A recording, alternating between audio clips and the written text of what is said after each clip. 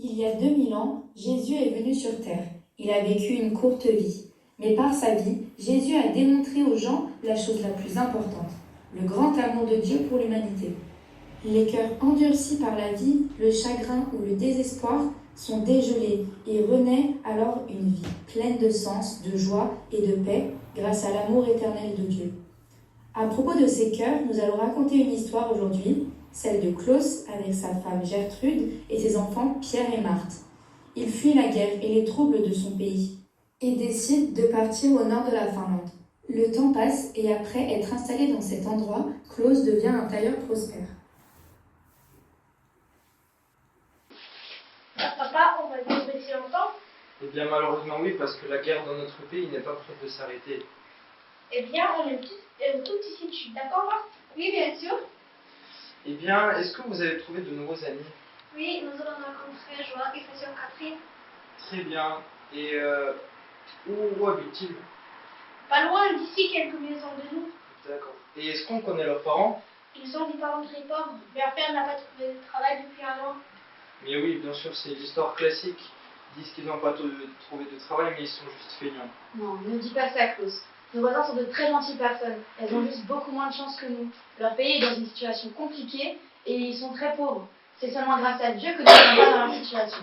Je ne sais pas ce que dit la miséricorde de Dieu, mais moi ce que je sais, c'est que si je travaille, si je continue à faire mon travail, on va être riche et on aura toujours de quoi manger. Oui, bien sûr, tu as beaucoup de commandes en ce moment, mais ce n'est pas que de ton mérite. Quand les gens n'auront plus d'argent pour acheter tes vêtements, nous serons aussi pauvres que nos voisins. Nous ne serons jamais pauvres. Parce que si ce travail me rapporte plus d'argent, on va trouver un autre travail. Mais tant qu'on travaille, tant qu'on s'y applique, on aura toujours de quoi se vêtir et de quoi manger. Bien sûr, tu es travailleur, mais ce n'est pas que de ton mérite, comme je te l'ai dit. Et le mérite, c'est seulement Dieu qui le donne. Mon destin est entre mes mains. Si je continue à travailler, si je m'applique, on va s'en sortir. Est-ce que vous m'avez compris? Je ne veux plus vous voir traîner avec ces enfants-là. Eh bien, s'il te plaît, papa, ils sont très gentils, on s'amuse très bien avec eux. Ce n'est pas de la faute des enfants, Klaus. Non, j'ai dit on arrête, j'ai dit on traîne plus avec eux, on traîne plus avec eux. Est-ce que vous n'avez pas compris?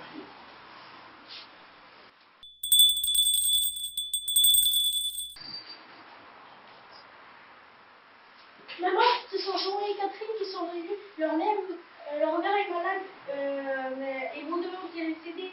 Mais que s'est-il passé? Va leur dire de rentrer, je viens tout de suite. Tiens, Marthe. Attends, est-ce que tu es sûr que tu veux y aller? Mais bien sûr, il faut les aider. Mais bien sûr que non, là il y a une grosse épidémie en cours, donc tu vas tomber malade. Mais non, ne t'inquiète pas, Klaus. Le Seigneur pourvoit tout, il nous a sauvés, et en partant, il nous a dit de sauver les autres et de les aider aussi. Il est juste, il voit tout, et la récompense sera grande pour ceux qui agissent en son nom. Et il t'a sauvé aussi, Klaus.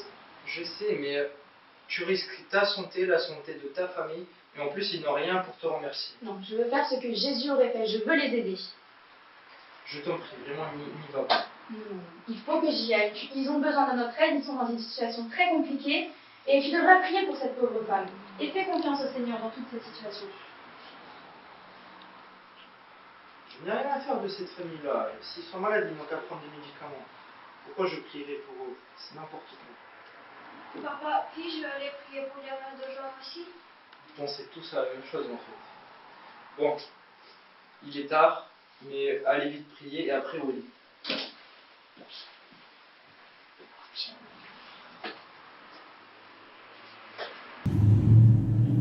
Oh, Klaus, cette pauvre femme a vraiment le typhus.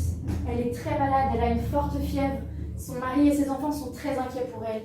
J'ai dû lui donner mon écharpe car elle n'avait rien pour se couvrir avec ce froid. Allez, ça commence, tu vas donner tes affaires à droite, à gauche, on va finir avec plus rien.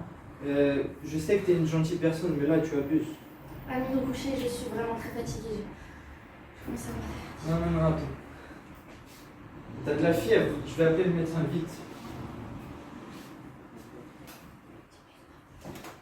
Une terrible épidémie de typhus a coûté la vie à la femme et aux enfants de Klaus. Klaus semblait avoir tout perdu but dans sa vie. Il a vendu et échangé tous ses outils contre de la nourriture et du bois de chauffage et ne pouvait plus retourner travailler. Ceux qui connaissaient Klaus auparavant étaient peu susceptibles de le reconnaître maintenant. Il marchait la tête basse et traînait les pieds. Ses vêtements étaient sales et déchirés.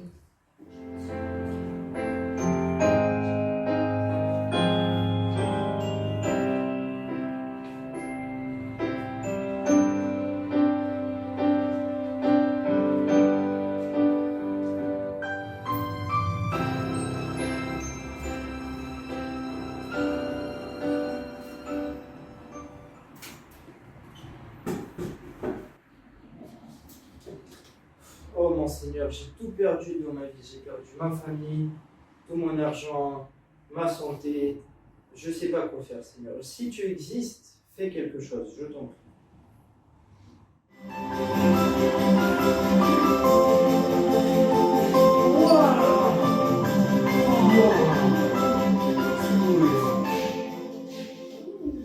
Oh, quel jouet sympa, les gars.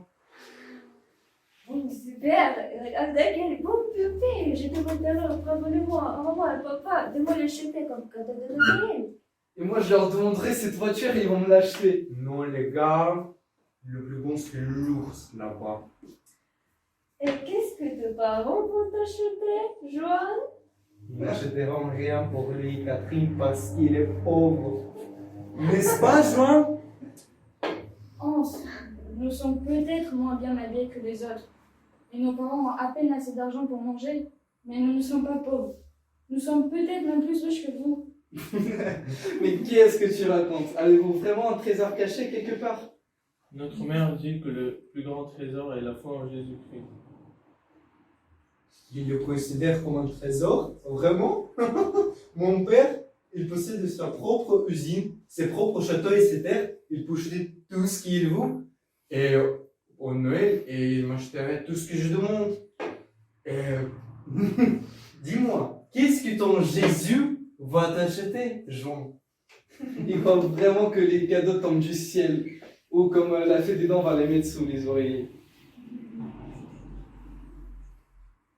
Comment le sais-tu? Peut-être qu'il le fera. Il est tout puissant, il peut tout faire. Attendez. Vous attendez longtemps. Sachez que les histoires de Jésus-Christ sont contes pour les adultes. Et ouais, et Noël n'a pas été inventé que pour que les parents offrent des cadeaux à leurs enfants. Mais vous ne comprenez pas, tout ça c'est que du business. Je vais y aller aussi.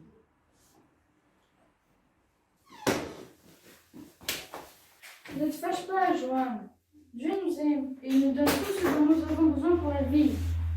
Nous avons de quoi à manger et nous habiller. Et pour cela, gloire à lui. Tu sais, Catherine, cela ressemble vraiment à un conte de fées. Parfois, je pense que nous, croyons en Dieu, essayons de vivre honnêtement, mais nous sommes pauvres. Et les gens malhonnêtes devenant riches. Regarde les non-croyants, comment ils vivent.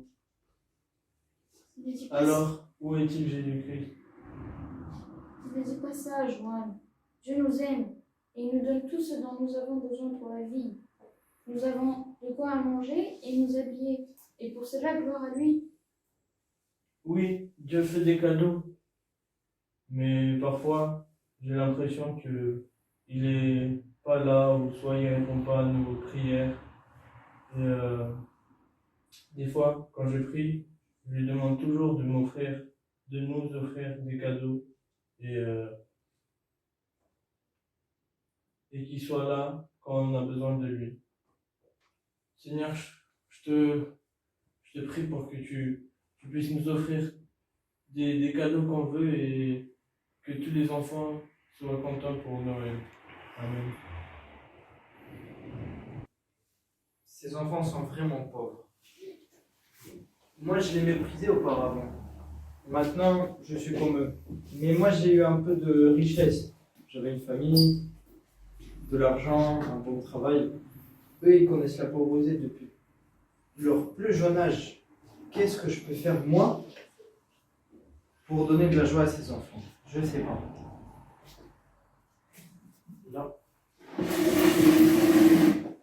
J'ai peut-être trouvé quelque chose, mais ça ne va pas le faire.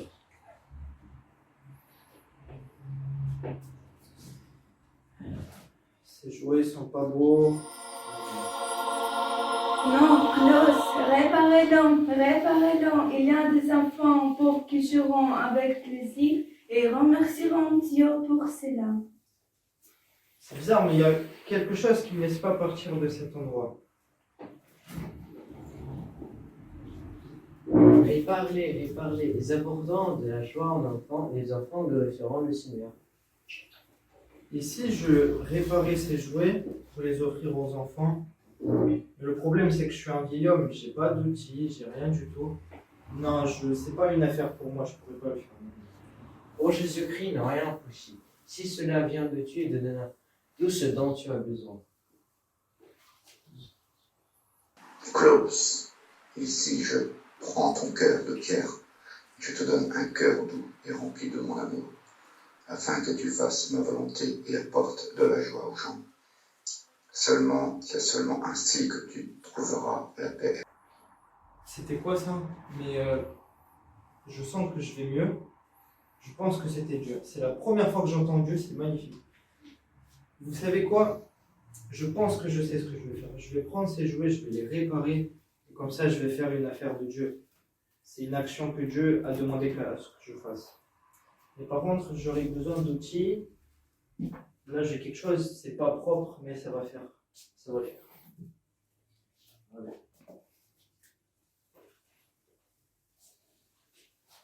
Klaus a décidé de ne pas perdre une minute. En quelques jours, il a rassemblé les jouets cassés et a découvert où vivent les pauvres de la ville et écrit alors leur adresse dans un cahier. Jour après jour, il répare, colle et ramasse des jouets. Chaque nuit, il travaille tard, jusqu'à ce que ses doigts soient réduits à une crampe et que ses yeux se ferment de fatigue. Il s'endormait directement sur une de ses chaises. Alors, dès les premiers rayons du soleil, Klaus se lève et continue son travail, avec amour pour le Seigneur et pour ses enfants.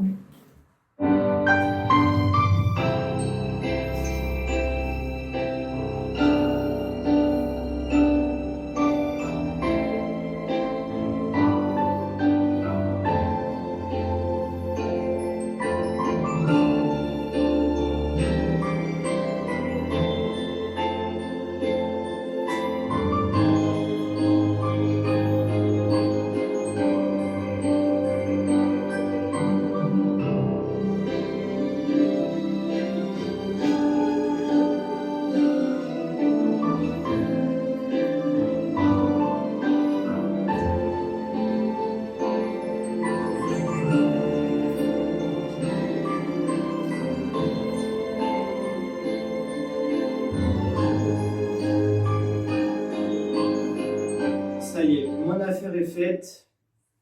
Toi, t'es beau, je vais t'offrir à Joanne. Et toi, jolie poupée, tu seras pour Catherine. Ces enfants-là vous méritent tellement. Ils méritent tellement d'être heureux, d'être joyeux dans cette vie. Je suis tellement content, ça m'a coûté des forces, du temps. Mais au moins, j'ai fait ce que Dieu a demandé à ce que je fasse. Mais maintenant que j'ai fini, je me pose une seule question. Comment faire pour distribuer tout ça sans que les enfants pensent que c'est moi qui l'ai fait, mais pour qu'ils sachent que c'est l'œuvre de Dieu? Emmenez les jouets la nuit que tout le monde dort. Ah, j'ai une idée. Et si j'offrais tous ces jouets pendant la nuit, quand tout le monde dort, comme ça personne ne verrait. Très bonne idée. La nuit de Noël était froide. Il y avait une forte tempête de neige. Klaus marchait d'une rue à l'autre, tirait derrière lui un traîneau avec des sacs et laissait plusieurs paquets sur le porche de chaque maison où vivaient les familles pauvres. Le lendemain matin, tous les pauvres de la ville s'attendaient à une agréable surprise.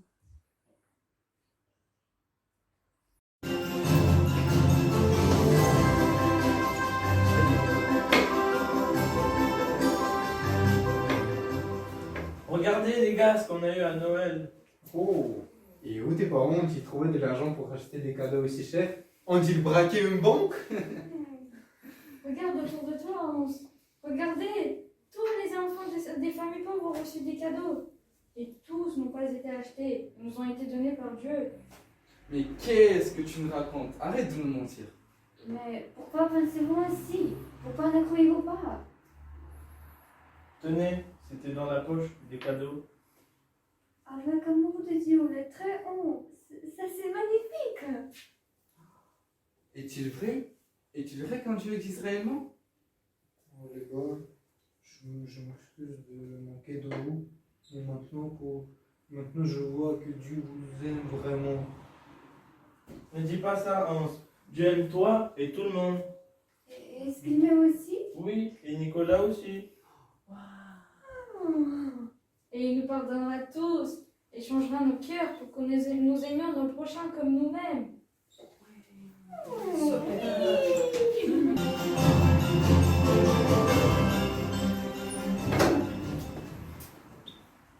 Personne ne savait d'où venaient les jouets. Certaines personnes ont dit avoir vu un homme qui distribuait des cadeaux la nuit précédente. D'autres en affirmaient n'avoir vu que des tonneaux chargés de croissants. L'histoire est devenue de plus en plus détaillée. Finalement, les gens ont commencé à dire qu'un reine avait été tirée dans le tonneau et qu'il était descendu du ciel. Eh bien, il y avait une petite part de vérité dans cette histoire. Il y avait en effet un homme tout couvert de neige, avec un tonneau chargé de sable. Dans un sens, ils sont vraiment descendus du ciel, parce que Dieu participait à cela. Toute l'année suivante, Klaus ramassait et réparait tranquillement les jouets cassés. Il était extrêmement heureux parce qu'il servait le Seigneur et apportait de la joie aux enfants. Noël revient et Klaus distribua secrètement des jouets aux enfants pauvres. Au petit matin de Noël calme, Klaus, fatigué après un travail acharné, est décédé. Personne dans le lit n'a appris sa mort, mais dans le ciel, où il y allait, une grande fête a été organisée en son honneur. Dans le ciel, il y a réuni sa femme et ses enfants, et tous les cieux se sont réjouis de cet événement.